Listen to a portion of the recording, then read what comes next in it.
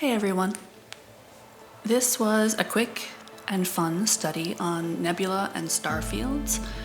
With this one I used two references, but I used them pretty loosely. The great thing about nebulae, or nebulae, apparently you can say it either way, and space dust is that you can create just about any shapes you want. So I start out by blocking in some basic shapes with a large, really soft brush. Then using the same brush in a smaller size, I started adding some highlights to those areas and some kind of cloud-like squiggly shapes. You paint these a lot like you would clouds, really. So once I have those highlights put down, I go back in with a cloud brush that scatters a bit and the smudge tool and smudge. But don't just smudge all of it, because one of the important things about clouds is to have some hard edges and some soft edges. So I'll kind of squiggle over my other squiggle. So I'll squiggle with my smudge tool on top of my squiggle that I made previously with the brush tool. Or change the strength of the smudge tool or the size of the brush. That will also vary it. I'm putting each new color here on its own fresh layer, by the way, and in a few cases I use blur, motion blur, to soften them up and help create some interesting shapes. Also notice I'm building up both light and dark areas. The light areas are likely billions of stars put together to form a brighter cluster, or a high concentration of the various gases that make up nebulae. The dark areas are a dark nebula, which are interstellar clouds so dense that they hide the light from any objects behind them. They tend to have lighter areas around their edges where large concentrations of those gases can be found, which is great for us because that helps to define their shape. So I'm using various analogous colors, which are those that are next to each other on the color wheel, for each of these nebula to help add some variance to them, and having another color in there helps to make the whole thing more pleasing. Now for the starfield, I didn't use a special brush that generates the whole starfield. I'm just using a soft-edged brush with some settings applied to it, which you will find on your screen. So basically we're just setting the spacing so that the brushes get spaced further apart, setting the scattering pretty high so that it scatters, setting the count to 2, I believe, and then the count jitter to pretty high so that sometimes it'll apply 2 dots, sometimes it'll apply 4, sometimes 3. And that's basically it.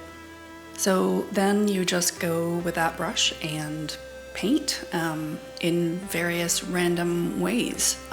Squiggles, you could say, which seem to be the theme of the day. Make sure that some of your stars are close together and some of them are further apart. There should be some areas where there aren't any stars at all. Most of the stars on this layer, by the way, were pretty small.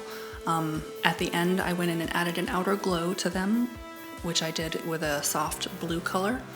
And then on a new layer, I made a few larger stars afterward with a more specialized brush to create those cool effects that happen with light beams shooting out, that happen due to diffraction, both in our eyes and due to the lens shape of the Hubble Space Telescope, which has taken the vast majority of our space photos so far.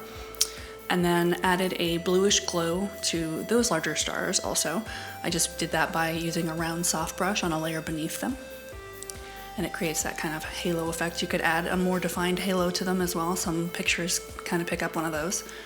So then I go back in and add some more detail to the nebula clouds.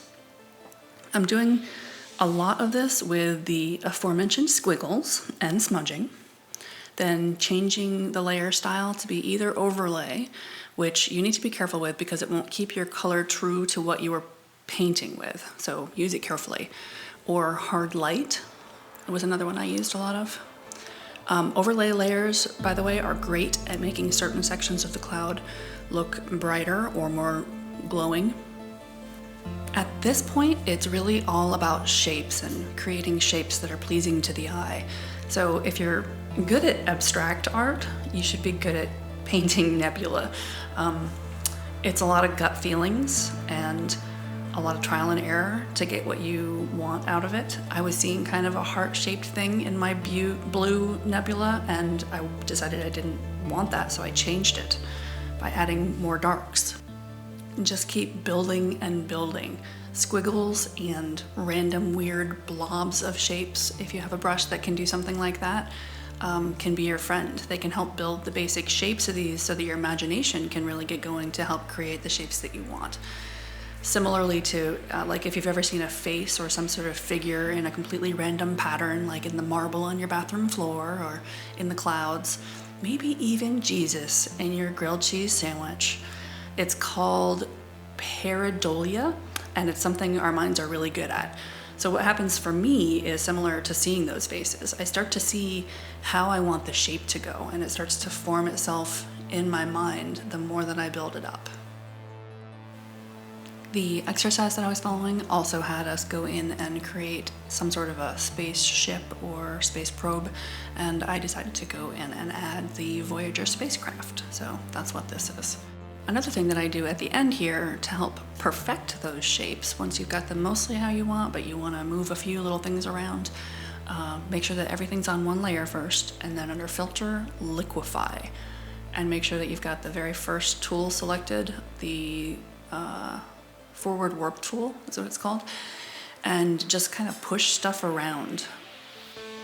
You've got to kind of play with it to see what it does, but it does a really great job of kind of moving things a little bit. Just make sure you're not warping your shapes of your stars too much, and if you are, then you can go back in and fix them also with the liquefy tool.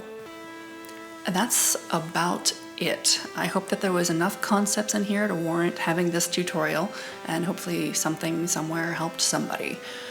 It was a pretty quick painting, so I know there wasn't a whole lot of concepts to introduce. But my hubby loved the painting and was asking me to make a tutorial for it. So there you go. Hope that everyone's doing well, and see you next time.